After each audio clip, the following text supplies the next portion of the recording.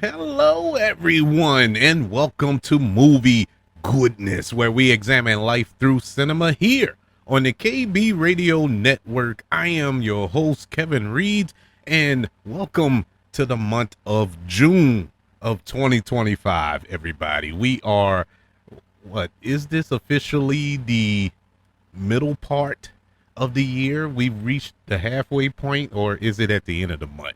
I don't know how it goes, but we have reached June of 2025, and it feels like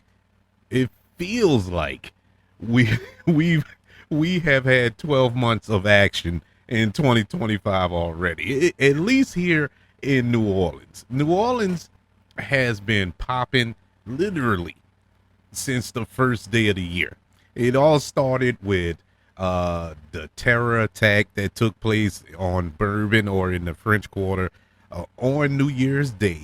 We had a snow day. We had a blizzard here in New Orleans. We've had escaped convicts down here in New Orleans. We've had slave plantations burned to the ground. It's just been wow for the first 5 months of this year. And it feels like we are at the end of the year. I'm like, my God, we just got to June. But it is what it is. And I'm just talking about New Orleans. I can go on. I can do an entire show about worldwide implications, with this buffoon that's in the White House and all of that foolishness and everything. It's just been wow for the first 5 months of this year. But things are starting to pick up. There are brighter days ahead, and since we're in the month of June, why not do something celebratory? Why not talk about something that's exciting and uplifting? And today's episode is just that. In case you don't know, June is Black Music Month. It's been celebrated here in the United States since 1979, believe it or not. For 46 years, June has been Black Music Month. Unfortunately, I didn't know this until about 5-6 years ago, and when I realized that June is designated as Black Music Month. That just goes to show you how much respect and love that it gets worldwide. But I'm gonna do my part and celebrate it.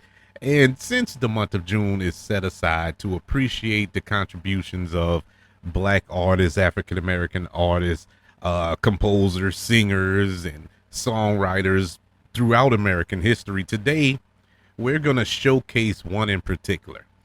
And this is an artist who I am a giant fan of, and millions of others are. You probably heard music that he has performed, produced, wrote, whatever the case may be, and you may not even know that he was a part of it.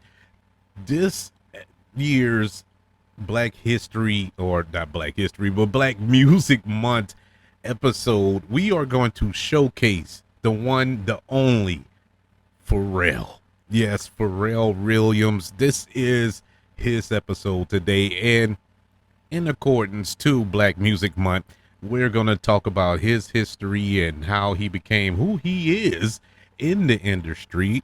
And since we're talking about Pharrell, and to go with the motif of this show, we're going to review a film that is focused on Pharrell, and that is Piece by Piece, the animated Lego / documentary that focused on Pharrell Williams.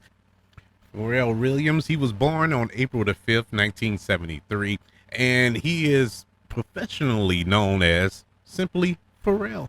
And he is a musician, a singer, a songwriter, a rapper, a record producer, and a fashion designer, believe it or not. He became the first known as one half of the music production duo, the Neptunes, who he partnered with Chad Hugo. They formed this group in 1992, I believe. And 15 of their productions have peaked within the top 10 of the Billboard Hot 100, which includes 4 songs that peaked at the very top of the charts.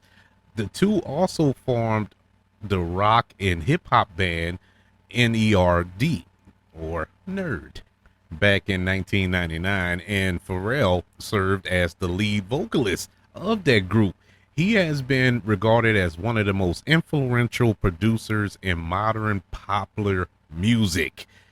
Pharrell co-founded the label Star Trek Entertainment with Chad Hugo in 2001.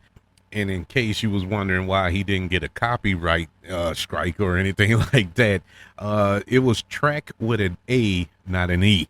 And so he avoided that. But he's a huge Star Trek fan, which a lot of people are. And so in dedication to that, he named his record label Star Trek. Pharrell, back in 2003, he had a debut single which dropped, and it featured Jay-Z, and the song was called Frontin', and that peaked at number 5 on the Billboard Hot 100. He then signed with Virgin Records and Interscope Records to release his debut solo album, In My Mind, in 2006, which peaked at number 3 on the Billboard 200 despite mixed critical reception. And I'm in that mixed. I liked a couple of songs on that album. I wasn't a big fan of In My Mind, but he had some bangers on there. It wasn't like it was trash. It wasn't trash, but it was but Pharrell produced and guest performed alongside T.I. on Star Trek signee Robin Thicke's 2013 song Blurred Lines, and that's the song that took the world by storm in 2013 and for many years after that. And that song peaked at the very top of the Billboard Hot 100, and it received diamond certification by the Recording Industry Association of America. That same year, his guest appearance alongside Neil Rogers on Daft Punk's song Get Lucky peaked at number 2 on the chart and won Record of the Year and Best Pop Duo Group Performance at the 56th Annual Grammy Awards. Pharrell's 2013 single Happy, released for the soundtrack to the animated film Despicable Me 2, became the second song to peak atop the charts that same year. It also served as lead single on his second album, Girl, in 2014, which peaked at number 2 on the Billboard 200 and saw positive critical acclaim. Pharrell received numerous accolades and nominations. He has won 13 Grammy Awards, including 3 for Producer of the Year, non-classical, one as member of the Neptunes. He is also a 2-time Academy Award nominee. In 2014, no surprise, he was nominated for Best Original Song for Happy, and in 2017 for Best Picture as a producer on the film Hidden Figures. I know a lot of people didn't know that he actually produced that film. He didn't win neither one of those awards, but hey, it was an honor to be nominated. As sole proprietor, he founded the multidisciplinary media company I Am Other in 2012, which acts as both a record label and creative umbrella for the other endeavors, such as his fashion label and retail, Billion Dollar Boys Club. He has served as men's creative director for Louis Vuitton since 2023. Going back to his upbringing, as I said before, he was born on August the 5th, 1973 in Virginia Beach, Virginia. He is the oldest of 3 sons of Carolyn, who is a school teacher, and Pharrell Williams, who is a handyman in Virginia Beach. His family history goes back many generations in Virginia and North Carolina. One of his ancestors journeyed to West Africa in 1831, prompting other relatives to migrate from the U.S. to Liberia in 1832. Williams met his producing partner Chad Hugo in the seventh grade summer band group, where Williams played the drums and Hugo played tenor saxophone. They attended Princess Anne High School, where they were in the school's band, the Fabulous Marching Cavaliers. Pharrell graduated from high school in 1991, and he attended Northwestern University for 2 years before he dropped out to pursue his musical career. It was at that point that Pharrell formed a hip hop group named Surrounded by Idiots. That was the name of the group. Surrounded by Idiots, with Chad Hugo, along with his cousin. Yes, a lot of people don't know this. His cousin Timbaland and Magoo. R.I.P. Magoo passed away a couple of years ago, I believe. They disbanded before making any records, though. They didn't. So if you go trying to search Surrounded by Idiots and find some unreleased tracks, you're not gonna find it. They didn't they didn't make anything. He then formed a four-piece R&B type group, the Neptunes, with Hugo and his friends Mike and Shay. They entered a high school talent show where they were discovered by producer Teddy Riley. Yes, Teddy Riley from the group Guy, Backstreet, and so many more. He's a super producer in his own right when it comes to R&B in the 80s and 90s. He worked with Michael Jackson. He worked with numerous. He's a big time producer.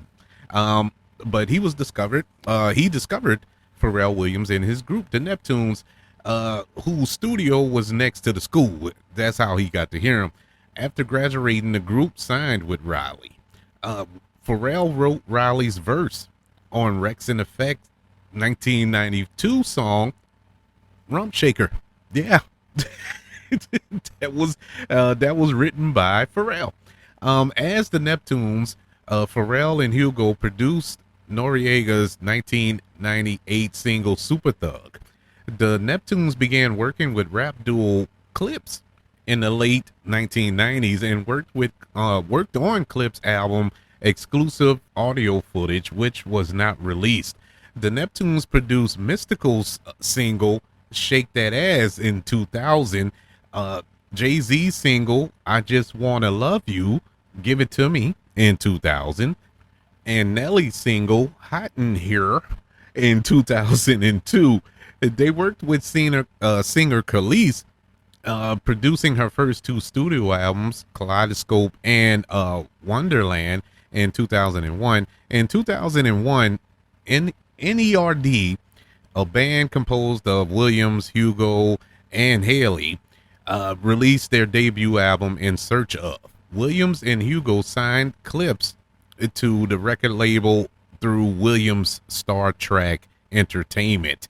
The Neptunes produced songs for singers such as Babyface, who they produced songs on the 2001 album he put out, Face to Face, including the lead single, There She Goes. And the Neptunes produced the Britney Spears song, I'm a Slave for You and Boys, on her third album, Britney, in 2001. In 2002, Clips released their debut album, Lord Willing, with the Neptunes producing the entire album. That year, the Neptunes produced numerous songs for Justin Timberlake's debut album, Justified, including the singles Senorita, Like I Love You, and Rock Your Body.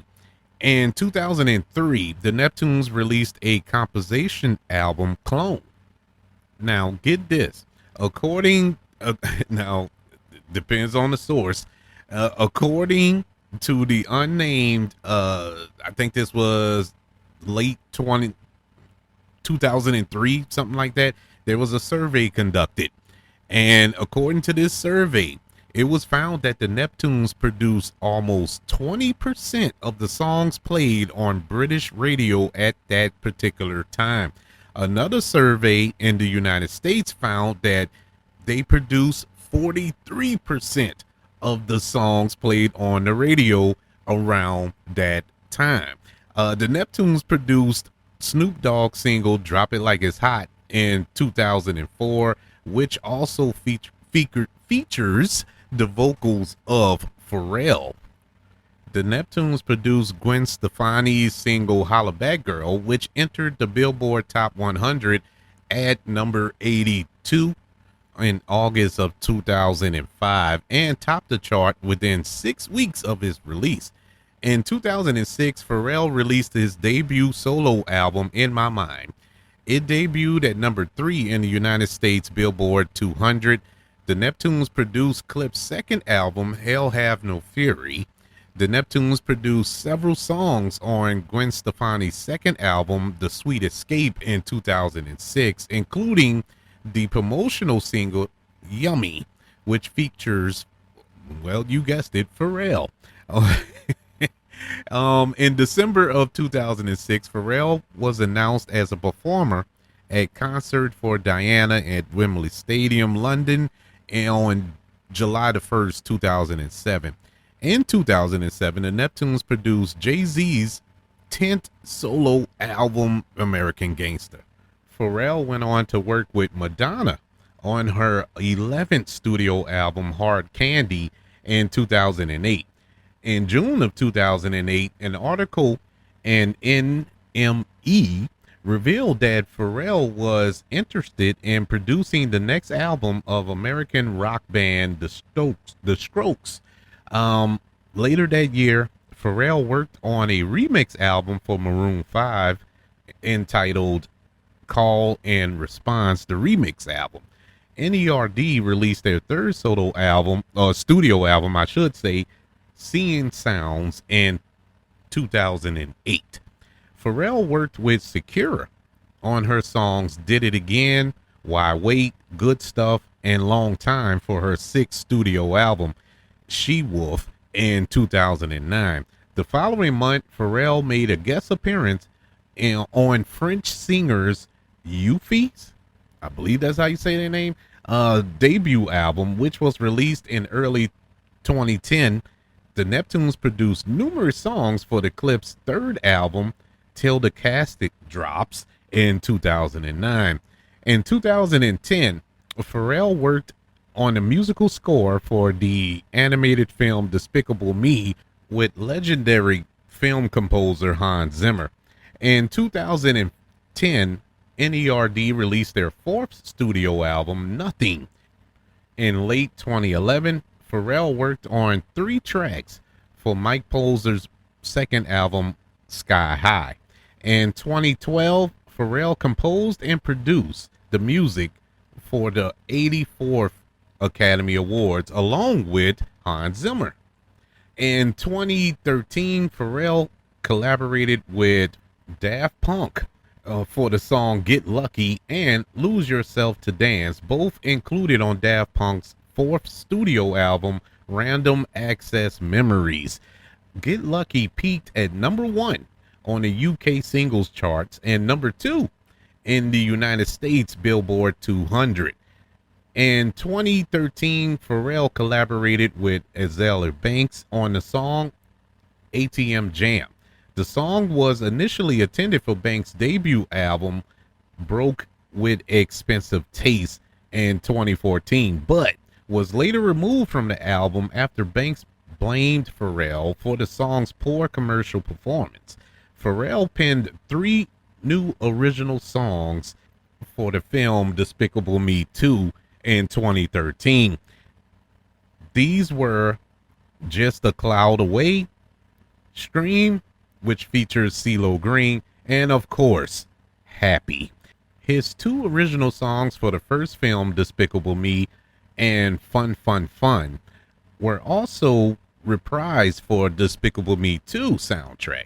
He also participated in the drummer section of the soundtrack for Man of Steel for Hans Zimmer. Yes, the Superman movie. In March of 2013, Robin Thicke's song Blurred Lines, written and produced by Pharrell, was released. The song peaked at number 1 on multiple countries, including the UK and the United States. In mid-2013, Pharrell was included on 2 songs that sold a million copies in the UK. That is Get Lucky and Blurred Lines. In August of 2013, Busta Rhymes talked about an unreleased documentary album by Pharrell, which talks about inner city strife and hardships. In November of 2013, Pharrell released the first 24-hour music video for Happy. And this music video, which I watched not all 24 hours straight, but I did watch it. In that video, you had guest appearances by Magic Johnson, Steve Carell, who coincidentally voiced the character in the Despicable Me films, Jimmy Kimmel, Odd Future, among others. On November the 1st, 2013, Pharrell performed with the gospel choir, the Emmanuel African Methodist Episcopal Church in Charleston, South Carolina, where 9 black parishioners were shot and killed on June the 17th, 2015. In case you don't remember that, that's when the guy came in during Bible class, I believe it was, during the week, and shot, just open fired during that service and whatever. But anyways, yes, he came to perform with them on to kind of commemorate that event. It was announced in December of 2013 that Pharrell had been nominated for 7 Grammy Awards, including Producer of the Year. In the same month, Pharrell signed a contract with Columbia Records and announced an album set to release in 2014 that would feature Happy. For Happy, Pharrell was nominated for an Academy Award for Best Original Song. In February of 2014, Major Lazer announced they would be releasing the a 5-track EP entitled Apocalypse Soon on the 25th of that month. The EP featured varied Mad Descent and Secretly Canadian, featuring Pharrell and Sean Paul, among others. The first single off of the EP, which featured Pharrell, was entitled Aerosol Can. Pharrell contributed a verse to Future's February 2014 single Drop That Dope, which also featured Pusha T and Casino over production from Mike Will Made It.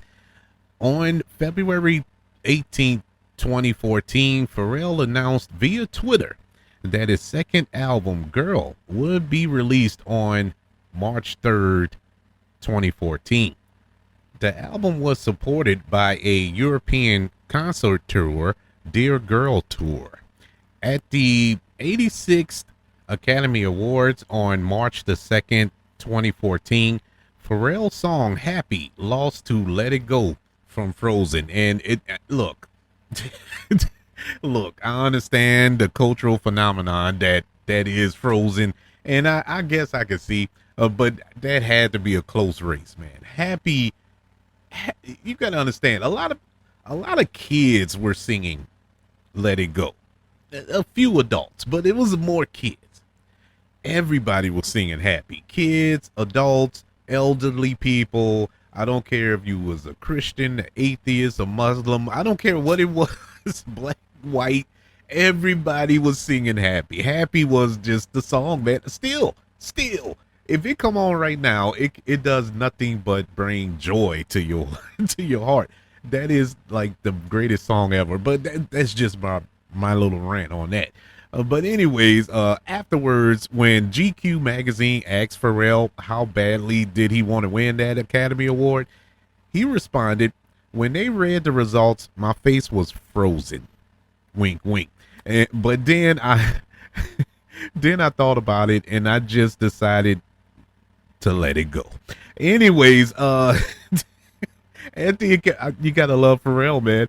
At the awards that same year, he wore a controversial outfit that a lot of people were tripping on, which was kind of, I don't know, it wasn't like he was butt naked. He wore a tuxedo with shorts. Like, who cares, you know? But they had an actual issue with that. In May of 2014, Pharrell received an Innovator Award at the iHeartRadio Music Awards. In January of 2015, Pharrell was announced as the musical director of a seven continent live Earth concert on June the 18th, 2015.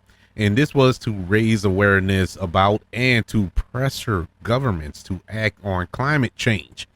On February the 8th, 2015, Pharrell made a cameo on an episode of The Simpsons entitled Walking Big and Tall, where he comes to Springfield to write a new anthem for the town.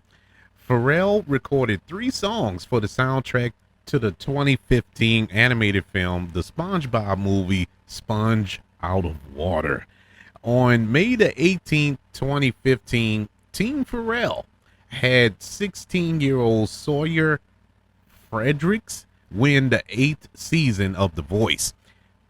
At the 2015 Grammy Awards, Pharrell performed an orchestrated rendition of Happy with Hans Zimmer and Penis Ling Ling that included a tribute to the Black Lives Matter movement, which I'm pretty sure just brought joy to the hearts of all of the MAGA people running around. And it was inspired by Eric Garner's death and the Ferguson unrest. And in case you don't remember what took place around that time involving Eric Garner and what took place in Ferguson, Google it. Google it, man. I mean, come on. You shouldn't forget stuff like this. I know it's seared into my brain, unfortunately.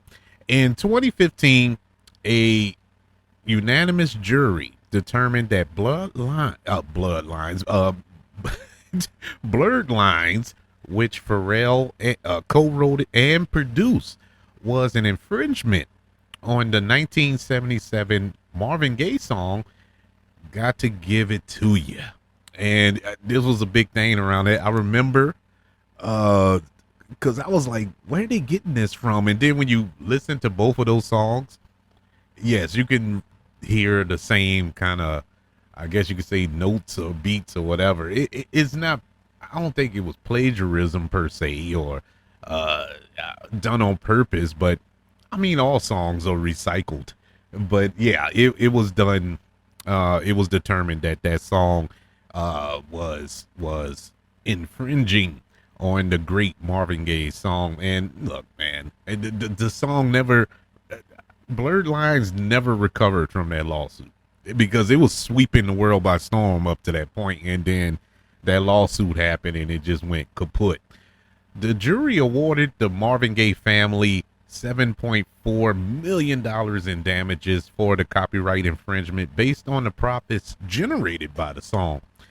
In October of 2015, the Tisch School of Arts at New York University named Pharrell as their artist in residence.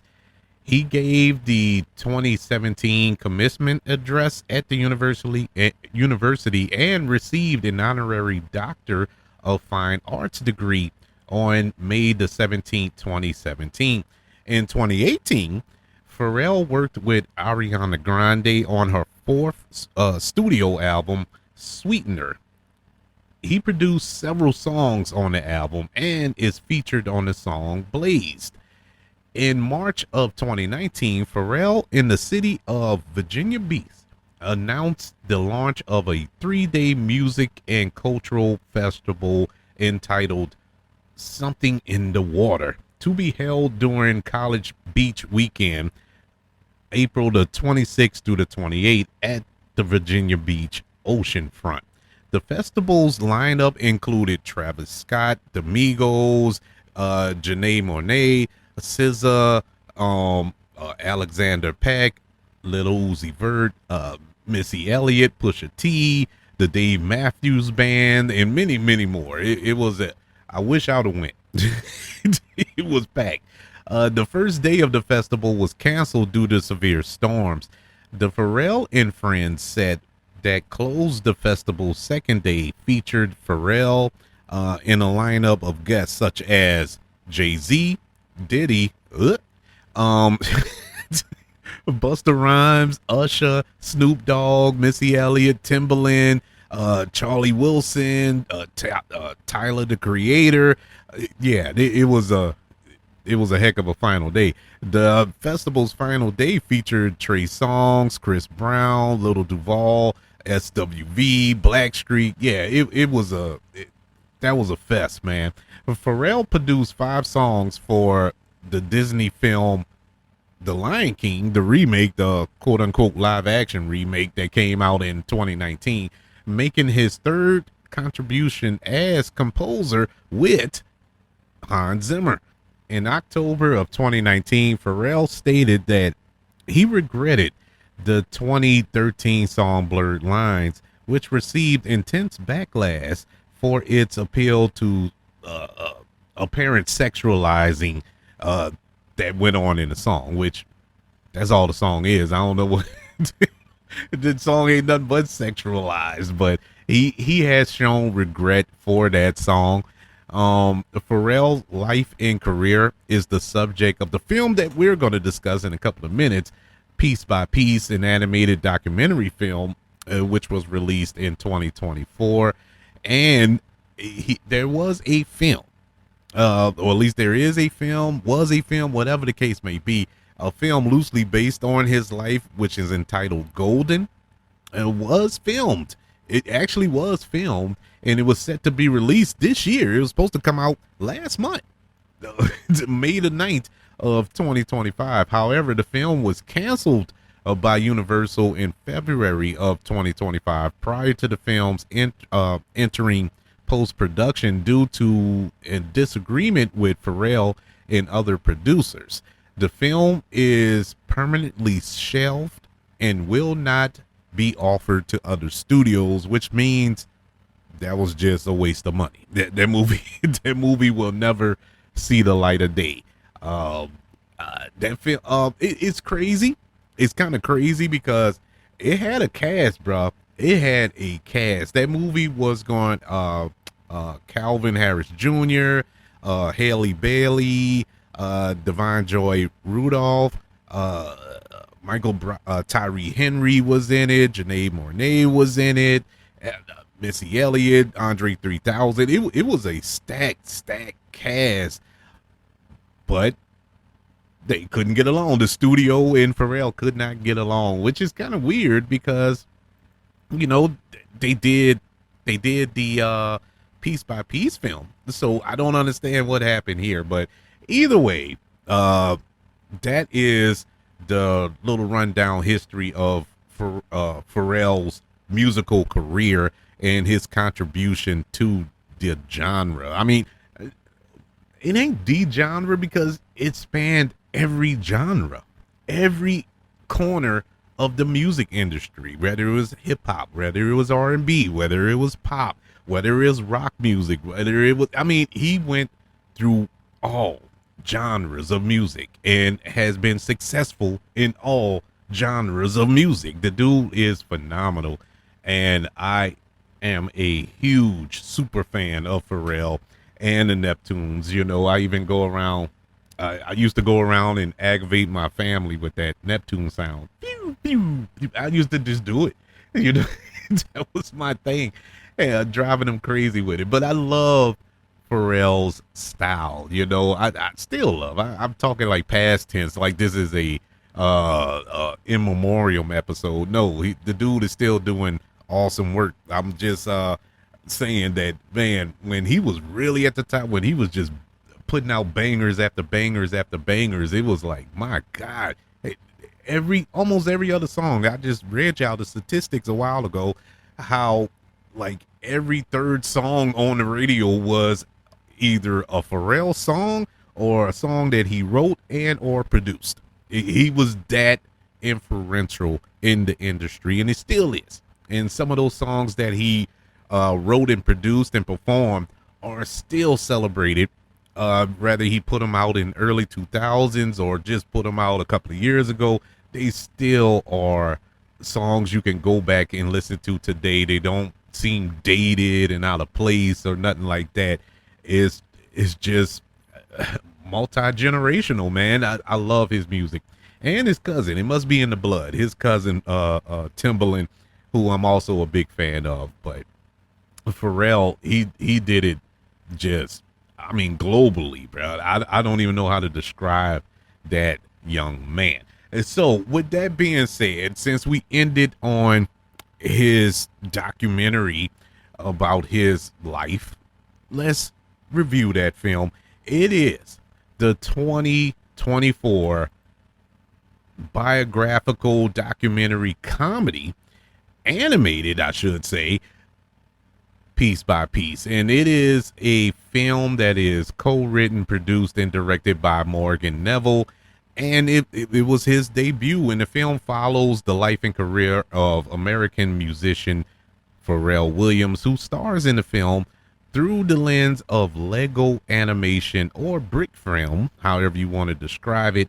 And this is a unique way to tell this story. And I think it was the right way to tell it. And I only felt that way after I watched it. Because when they showed the trailers, or they talked about the production, how they were going to release this film, I'm like, why are we getting a Lego film about Pharrell? You know, it just didn't make sense to me. I was like, man, if you're gonna do a film, just do the film. You know, a little documentary, that's fine, because I'm a documentary guy. So I love documentaries, and just a standard documentary would have been suffice for me. But okay, you want to add this element to it, all right. But when you watch the movie and put it all in context, yeah, it makes sense, because the way this guy sees music, he sees music, you know, and you can only display that through some form of animation or special effects. And so they settled on this animation style, this Lego style, and it fit the tone of the movie, and it fits the tone of the storytelling that we get from Pharrell. I really enjoyed the movie. If you're a Pharrell fan, if you love his music, you love him as a person, this is a great way to kind of celebrate him. The film features the voice talents of, and I say voice talents, but they're just playing themselves. They are, and that is Gwen Stefani, Kendrick Lamar, Timbaland, Justin Timberlake, Busta Rhymes, Jay-Z, Snoop Dogg. They're all in this film, voicing their selves as these Lego characters. And honestly, I had to watch this movie twice, because when I went into it, I just thought it was going to be a movie. I didn't know this was a documentary, you know, because I'm expecting a Lego movie, to be honest with you. I wasn't expecting a, you know, true storytelling documentary style Lego film. And so my first approach to it, my first viewing of it, I didn't really get into it. You know, I was kind of confused by it, because I thought it was something else. And so when I rewatched it about a week ago in preparation for this show, I really enjoyed it more, because I knew what it was. I knew, and I'm saying all this because I don't think this was marketed right. I don't think it was told to the audiences that what type of movie this is. You know, it was kind of sold as a Lego movie and not sold as a documentary. At least that's what I got from it. There are some of you out there who probably did see it as that, or saw it promoted like that, but I didn't. And so when I went into it, I was so confused at first. You know, I was so confused. But I'm glad that cooler heads prevailed. That's why I never reviewed it. If you go back to past episodes, you can't find a piece by piece review, because I was confused by it. It wasn't that I hated it, and it wasn't because I liked it. I was so like, okay, and that was that. And so I never reviewed it. And when I decided to talk about Pharrell for this episode in dedication to Black Music Month, I said, okay, I'm gonna go back and watch piece by piece and view it through better eyes, or wiser eyes, you should say. And I enjoyed it even more. The animation style is what it is. It's Lego style. If you watch the Lego movie, the Lego Batman movie, and all of those Lego movies, I mean, pick one. There's 100 of them. It's the same style, same animation. It's entertaining in that sense. The vibrant colors are just beautiful. I love the colors. I love the color palette of this film. You know, it's appealing to youngsters and oldsters alike. You know, it's not just a kiddie film. It's a really fun film to watch. My only drawback to the movie is the fact that if you're not a fan of Pharrell, if you're not a fan of this music genre that he is embedded in, the movie's not going to appeal to you. It's not going to touch you. You know, the hopes is that you watch it and want to be a part of that. You know what I'm saying? Want to watch, start listening to that music and start looking into his life and looking into all of the stuff that he's a part of. But to be honest, you know, a lot of people not, because people are stuck in their ways and they're stubborn and they're not gonna jump on board the Pharrell train. But if you are a fan of Pharrell, if you're a fan of this genre of music, whether it's hip hop, whether it's R&B or pop music or whatever the case may be, this is a really fun, exciting, entertaining movie, because you get some behind the scenes of how Pharrell came to produce this or write this, and how his upbringing brought him to this point in his life, and kind of shaped his music. How Stevie Wonder's listening to Stevie Wonder when he was younger influenced him so much to the point to whereas where he is right now. And you got, you look at somebody like a Stevie Wonder who sees music. Yeah, Stevie Wonder is of course blind, but the way he is musically inclined is like he sees music visually. And it's the same thing with Pharrell, and this was a great showcase to show that. You really couldn't do it in a live action form without using visual effects and all that good stuff. So doing it in an animated Lego style form was kind of genius in a way. My pushback a little bit, aside from if you're not a fan of Pharrell, is the fact that it is a documentary, and I know a lot of people aren't documentary people. Um, so if you're not a documentary type person, this is not going to be the film for you. But if you like to learn more about a person's motivations and what makes them tick, and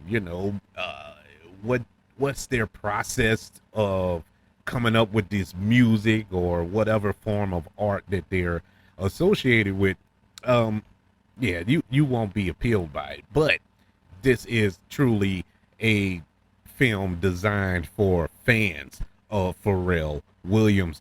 Piece by Piece, which came out in 2024, gets a letter grade of a B minus. Yes, it's a very well made film, and I thought it was entertaining, adding some comedy elements to it, and some fantastical elements to it. Aside from it being a straightforward documentary type film, it still have some entertaining elements as well. But yes, everybody, it is Black Music Month, June of 2025, and today, of course, this month, of course, the KB Radio Network has chosen Pharrell Williams as their showcase artist for this month in celebration of the occasion. I would love to know, what is your favorite Pharrell song?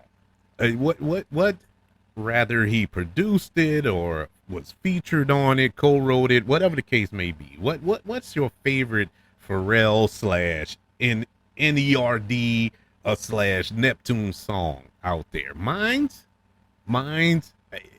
it's Happy. It's Happy. Happy is the song that you put on when you're not in a good mood. And for somebody like me who deals with mental health who deals with anxiety and depression, uh, struggles with it. And to put on Happy to kind of get me out of the funk, and it actually works. That song actually works. It's better than medication for me. I know a lot of people who are dealing with these afflictions. They're not so fortunate, you know. They do need the help of medication to help them throughout their functions of everyday life. And you know, for them, I really sympathize and pray for them. But for me, even though I do take medicine, I still at times need a little pick me up. And Happy is the song to do it. It's just one of the greatest feel good songs of all time. But that's just me. I want to know your favorite Pharrell Williams song. Email the show, kbradiopodcast@gmail.com. You can also search for the show on all social media platforms. Just search for the KB Radio Network. Also, don't forget about the 5 stars, the reviews, and sharing this show. If you're listening on Apple Podcasts, Spotify, iHeartRadio, wherever you are listening to the KB Radio Network, don't forget about YouTube, everybody. Subscribe to the KB Radio Network channel and like this video if you don't mind. Everybody, thank you for joining me as we celebrate Black Music Month, June of 2025, as we showcased Pharrell. Want you all to know that I love you. Continue to love everyone. And until we speak again, be happy and be blessed.